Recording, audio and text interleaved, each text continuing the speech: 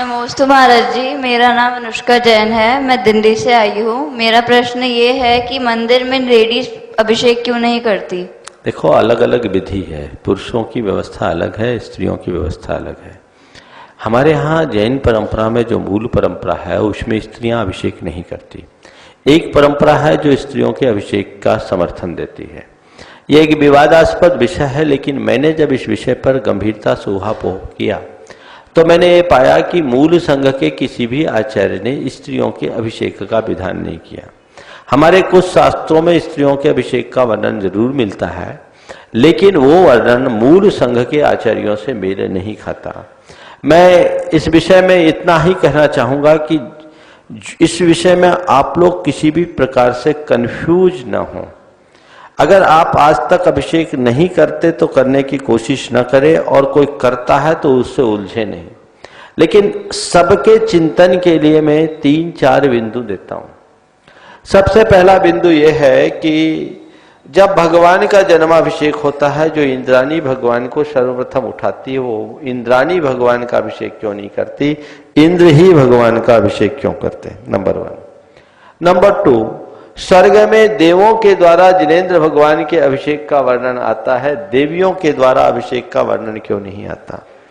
सौधर्म इंद्रादिक इंद्र 8 दिन तक नंदीश्वर दीप में अहरनिश रात दिन पूजन अभिषेक करते हैं, और देवियों के लिए लिखा आचार्य पूज्यपाद ने मंगल पात्राणी पुनः तद्देभ्यो बिभ्रतिश में शुभ्र गुणाढ़ अप्सरसो नर्तक्य शेष सुराज तत्व लोकना विग्रधिया, कि वहां देवियां मंगल पात्र धारण करती है, वो अभिषेक नहीं करती, और वो अभिषेक देखती है, हर्षित होती है।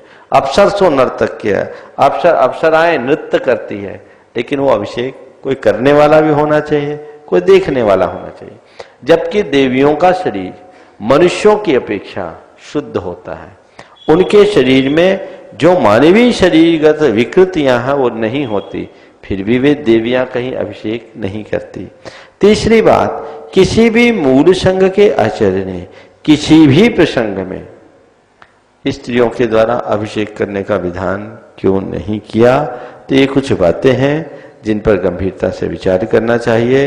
आप लोगों से मैं एक बात कहता हूं, मैं या मेरे जैसा कोई मुनि हो, आयिका हो या कोई हो, आपको कोई कितना भी प्रमाण बताए कि देखो ये लिखा है, ये इस ग्रंथ में लिखा है, संस्कृत का श्लोक है, ये प्राकृत की गाथा है, चक्कर में मत पड़ना।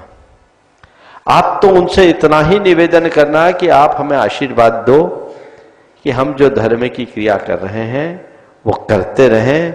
हम कल के मन में विकल्प उत्पन्न करने की अपेक्षा देख के अपने जीवन को आनंद से भरने की कोशिश करेंगे, उसमें उतना ही लाभ है। इस बात को लेकर कहीं कंफ्यूजन नहीं होना चाहिए। आजकल मीडिया के माध्यम से इस तरह के कार्यक्रमों को देखने के उपरांत आज भी मेरे पास 3-4 लोगों ने इस बात की चर्चा की। लोगों के मन में होता है कि चलो एक बार कर लें, ऐसा मत करिए। अलग अलग परंपराएं हमारे जैन परंपरा में रही है, मुनियों की परंपरा रही है। आचार्य कुंद के काल में भी अनेक ऐसे थे। आचार्य इंद्रनंदी ने मूल संघ से बहिर्भूत 4 संघों को जैनाभास की संज्ञा दी है। द्रविड़ संघ, काष्ठा संघ, यापनी संघ और माथुर संघ, जो दिगंबर रहते थे, पर इनकी चर्या भगवान के उपदेशानुरूप नहीं थी। इनमें बहुत सारी चीजें हैं जिनकी पर चर्चा करने के लिए भी अवकाश नहीं है। इसलिए मैं यही कहना चाहता हूं, इसमें कोई कंफ्यूजन मत करो।